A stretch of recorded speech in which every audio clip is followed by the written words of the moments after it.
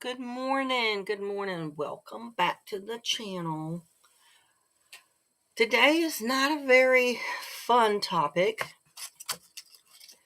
I wanted to get on here and because one reason I want to document Mack's journey through this and share a little bit with you guys about my dog Mack and his diagnosis of oral melanoma and what we've done and what we're doing. So thanks for joining us.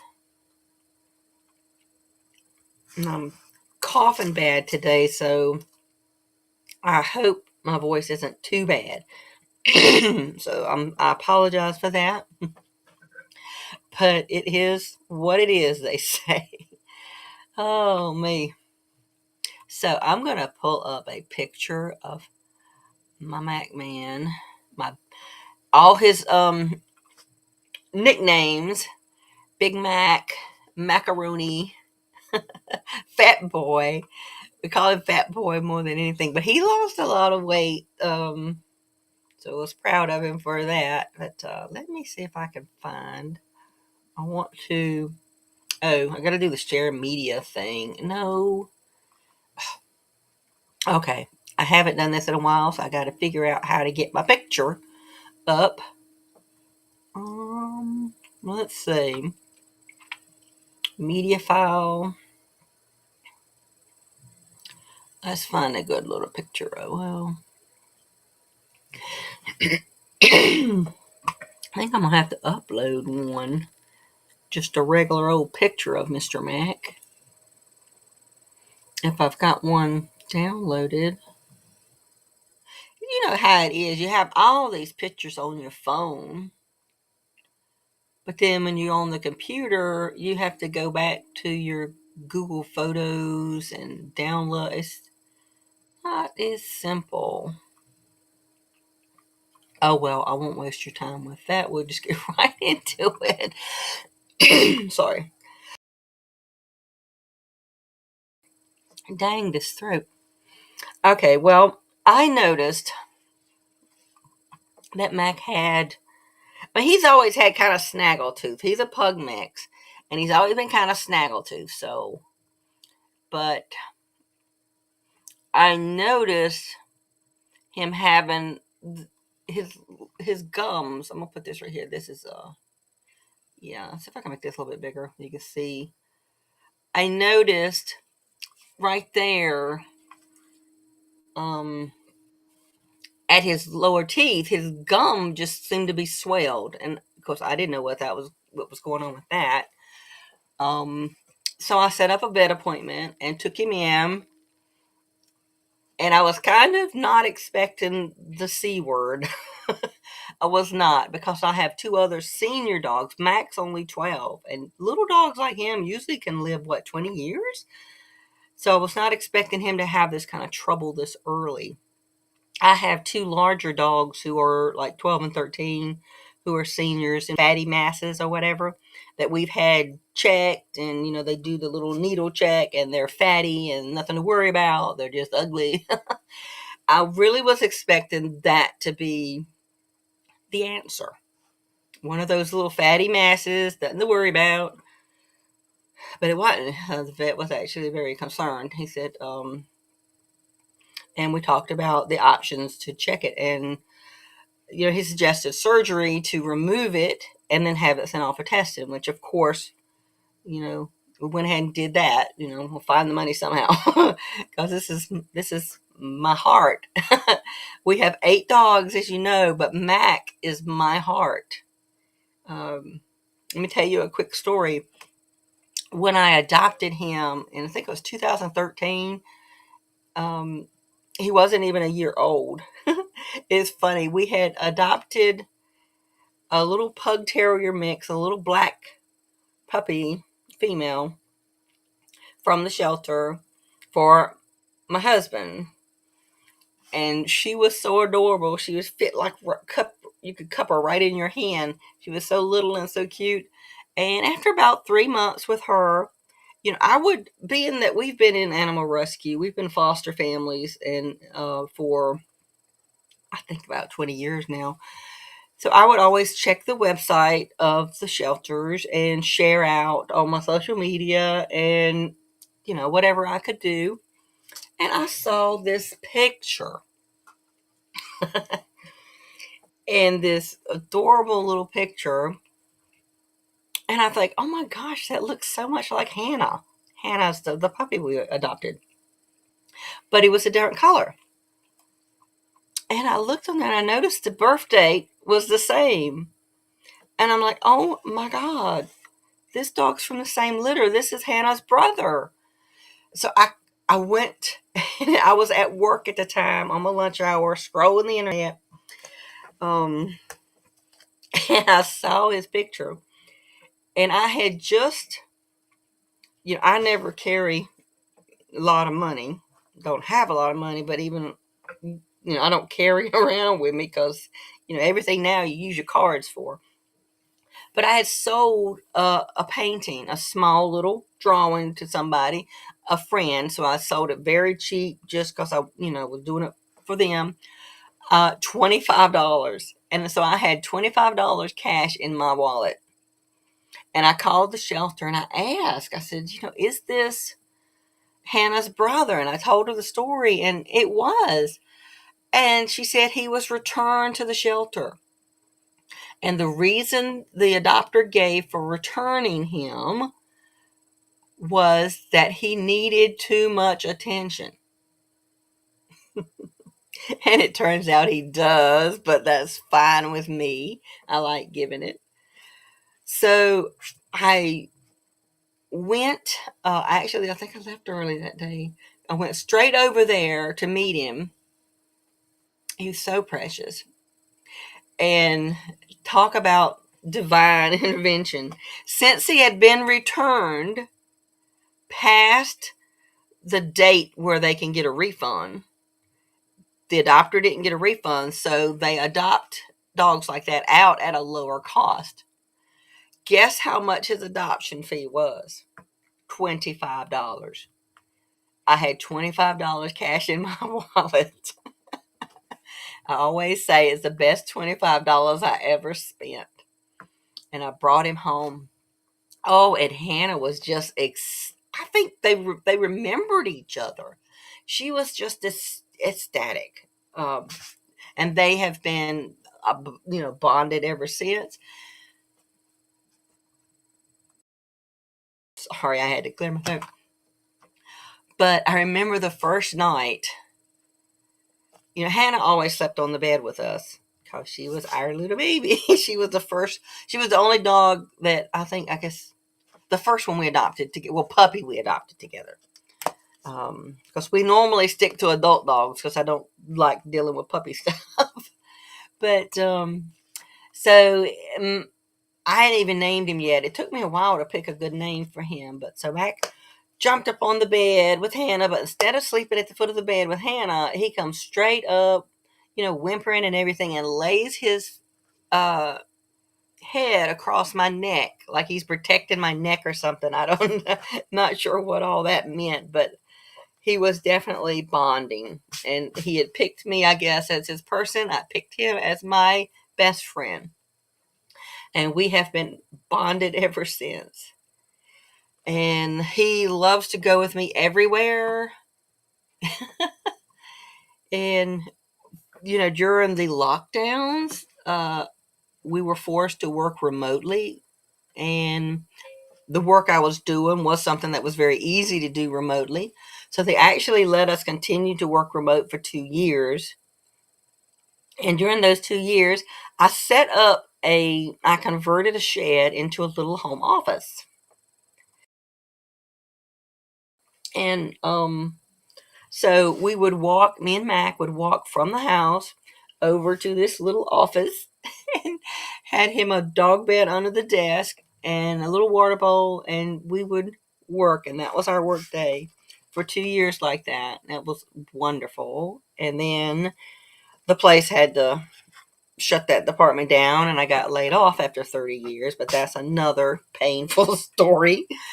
But that was wonderful time right there, going to work with Mac every day. and he's under my desk right now here um, in my bedroom, sitting at the computer. He's got his a bed under the desk, so he's still here. So let's get okay. Let's get back to the story of his diagnosis. So this picture right here is before we went to the vet. So I'm going to go ahead and figure out how to drop that out. Okay, I'm just going to hide it. Let's see. And I guess I have to do the I have to add it each one as a new layer. That's weird. Okay. Thank y'all for your patience. Here we go. This is the day we went to the vet, right before his surgery. This was his surgery. Day of the surgery. You can see how he's shaking. He's just trembling. He was so scared. But when he looks over, you can see the tumor at his bottom teeth when he looks over at the camera. I think this is going to loop back around. You'll be able to see it. Come on, Mac, look around. Cube about the size. I'm trying to get an idea of the size so I can tell if it's growing back. You can see a little bit right there. Okay. So we did the surgery. I was expecting, I'd actually bought him a blow up cone, everything. I was expecting like maybe stitches or pain. What? No, it's like they did the laser. They lasered it out, and you could. I mean, it really didn't look like anything had been done. So let me see, find a picture after the surgery. Let's bring him up here. There's him after the surgery. You can't really see right there. Let's see if I can find another one. Let's see, Mr. Mack. Um,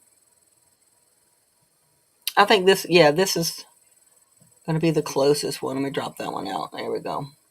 You can see, compared. Oh, where's my other picture? Let me pull it back up. I'm going to see here if I can get this one big enough to compare, because I really want to know, be able to tell if it's growing back. Look at the size of it. If I can get that thing to go away, menu won't go away. Go away. Okay, so I'm trying to get his head about the same size. You see? So you can see here the tumor, and it's gone there. But he did lose a couple of teeth. The vet went ahead and took them out because the tumor had pushed them completely out of their sockets or whatever to where they were just really loose. So he went ahead and took those out. All right, so we have, this is before the surgery. This is right the day after the surgery. And I got one, let's see, a few days ago. Let's see if I can find it. So I'm trying to figure out if it is growing back. Now, his surgery was on what day? It was July. Let me see. The 22nd. So it's been 1 week.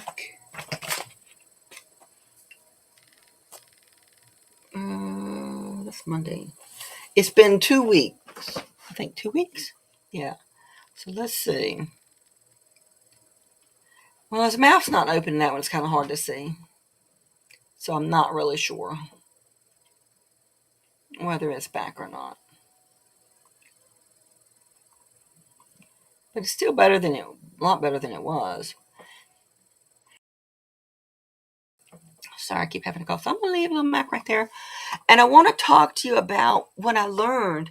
And if you have any information you want to share with me, I am all ears open.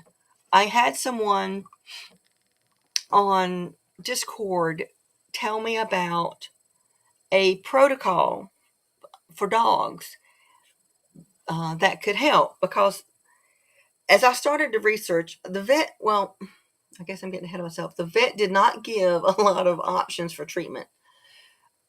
A lot of what you see when you're researching dog cancer is lymphoma or mast cells, tumors. This is melanoma, and it's an aggressive cancer. He did say that it did not look like it had spread to the lymph nodes yet, which is very good. And the fact that it's at the front of his mouth makes is very good too, because it's easier for the surgery and everything. But really, the only treatment option for these cancers is surgically removing, and anything you can do to try to slow the spread. Said that radiation is not effective on this type of cancer, is what I think he said, or something to that effect. Um, he said sometimes you can have like half the lower jaw removed, but he said in reality he wouldn't do it to his dog, because of quality of life issues and things like that. So these are all things we're going to have to face later on. He, the vet gave me, he said that I guess the prognosis for life expectancy with this kind of cancer is 4 to 5 months, which would mean I would lose Mac before the end of the year. But I want to do everything I can to, give him as long a life as possible. So, like somebody on um, Discord gave me this information. Sorry, I had to cough again. I'm really losing my voice. But they gave me this information about this Tagamet Benadryl cancer remission protocol for dogs. And I am going to share my screen. How do I get it to show? I can't remember how to do that. Oh, I think I have to add it. Okay. I don't want to stop the screen share. How do I get it to come up, though? Okay. I can't. Oh, I knew there was an add to screen button. I just got to find it. Okay, let me see if I can crop this down to where we just getting the important parts here. Okay. I think I can go down to right there. Okay. And I'm going to go over here, and the information is in, I think I'm already in the photos thing. Okay.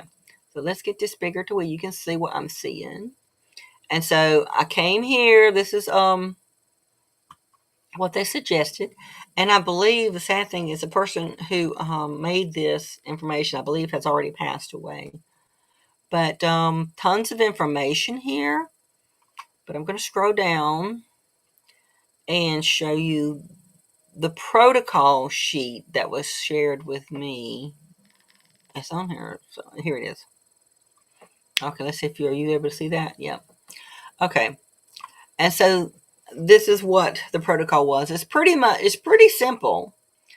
It's pretty much given some yogurt, and Mac is 52. So I decided I wanted to do low dose to go down instead of up until I see how he reacted to it. So I'm doing this. So one of each pill, and I just put a spoonful of yogurt in each of his food because it's definitely not going to hurt. It's going to help his stomach. So this is the protocol. And I thought, okay, well, I need to do my research, do my due diligence. And so I'm going to share another thing with you guys. See if I can get this one to come up. Okay. And let me crop out all the other Benadryl stuff. Okay, just get the video here. Okay, let's see. All right, and this is from Dog Cancer Answers. And to be honest, I was expecting this is supposed to be a talk with a vet or a researcher or something like that, cancer vet. And to be honest, I was expecting them to, poo-poo it and everything, and take away all whatever hope I had, because being that there's not really any traditional treatments they offered me, I was really hoping for something. So I was kind of worried that this was just, but I actually was kind of surprised because they at least went to it with an open mind. So let's listen a little bit. Right. It does sound too good to be true. So is there any there? Well, there are certainly some indications for more so for Tagamet than Benadryl. There are certain factors or features of Tagamet, or cimetidine is the drug name, in particular, that actually does seem to have a little bit of anti-cancer effects. And I believe that Dr. Dressler talks about that in his books as well, that Tagamet in particular has some features that makes cancer cells respond to it. One of the ways that these both drugs really can sort of affect cancer is that some cancers are fueled more by histamine. So histamine might make the cancer grow a little bit more, and not all cancers probably have that, but histamine might be one of the growth factors that stimulates growth of some cancers. Which types of cancers are more susceptible to that? Well, it seems like in humans, colorectal cancer and maybe some stomach cancers seem to be particularly responsive to that Tagamet effect. And I believe it's included in the standard of care for treating those types of cancer. Okay. So those ones are big ones. In dogs, probably our most well-known histamine-related cancer is mast cell tumors. And humans don't really get mast cell tumors the way dogs do, are not in the same frequency. So we have a kind of a different cancer in the dog world in a way than humans do. And Benadryl and Tagamet certainly provide some benefit for mast cell tumors, not in terms of curing them, but in decreasing the effects of the histamine that mast cells are so full of. Okay. And then for listeners who don't know what mast cell cancer, I'm going to skip since that's not the kind of cancer Mack has. So I'm going to skip through their definition of that.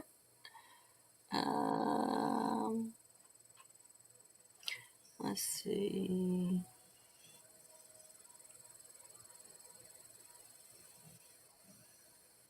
If I can get past the mast cell explanations.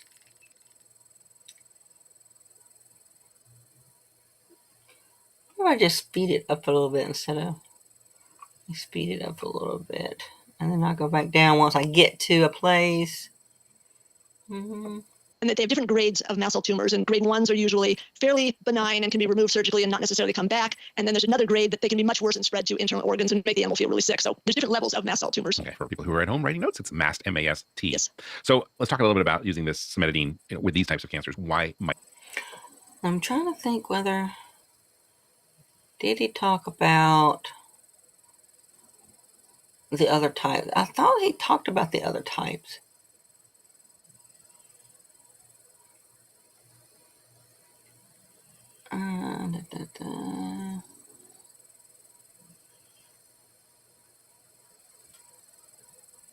Okay, here we go. So I'm going to put this back on the regular speed on to make sure I wasn't muted. Because it's a different screen, you can't really see it. I have to switch back and forth. Okay.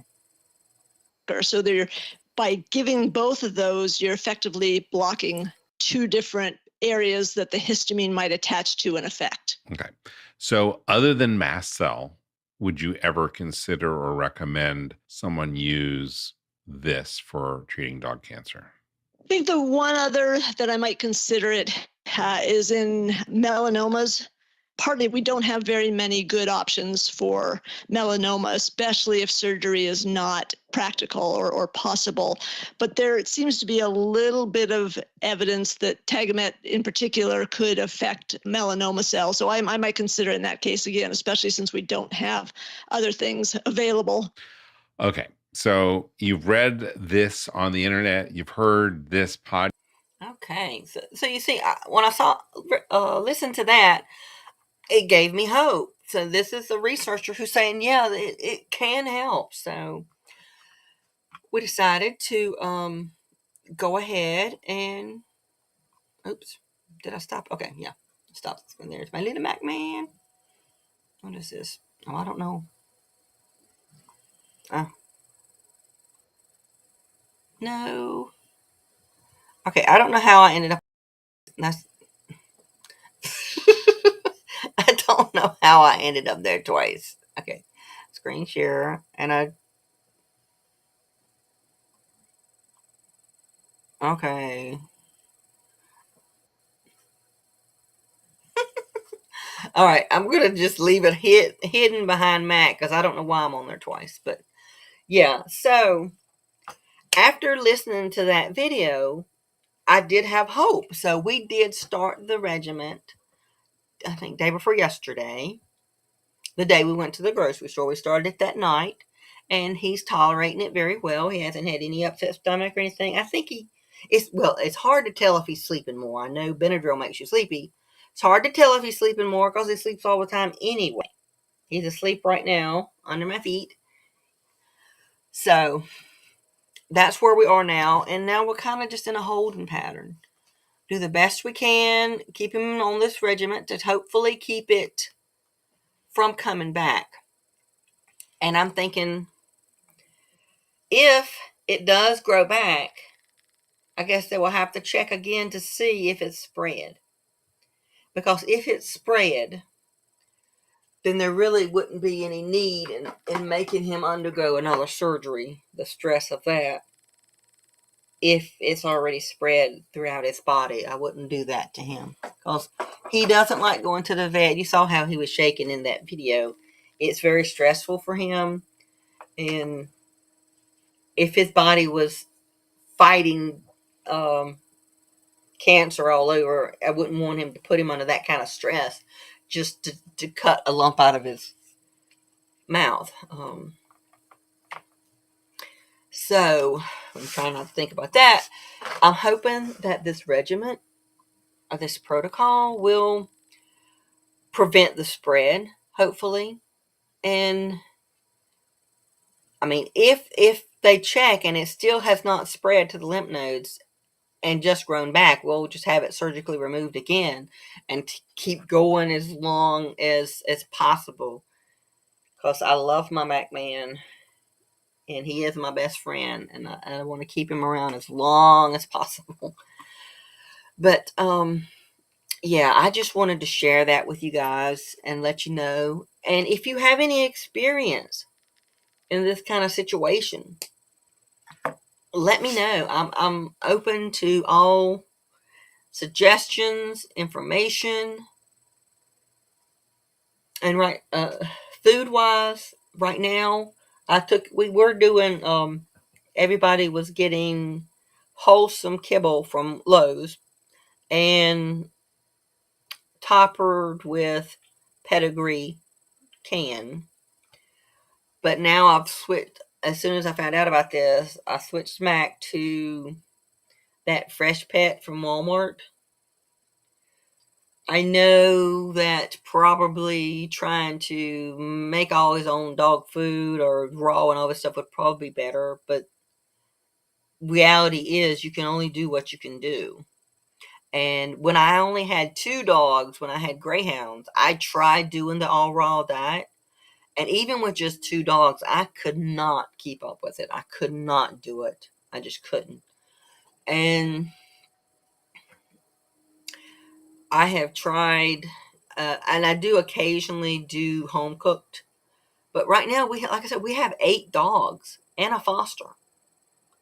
So I can't cook that much and store that much fresh food for that many dogs.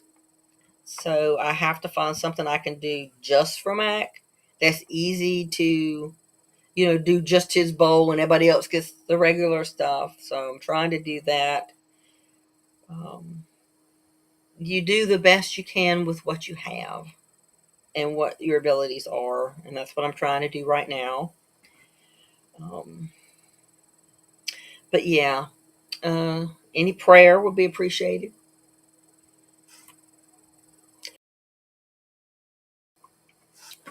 Lord knows how much he means to me. He's definitely an emotional support dog.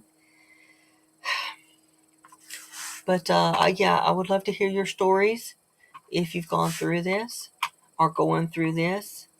Um, If you have anything to share, insights, I'm definitely open. But I appreciate you guys spending a little time with me today.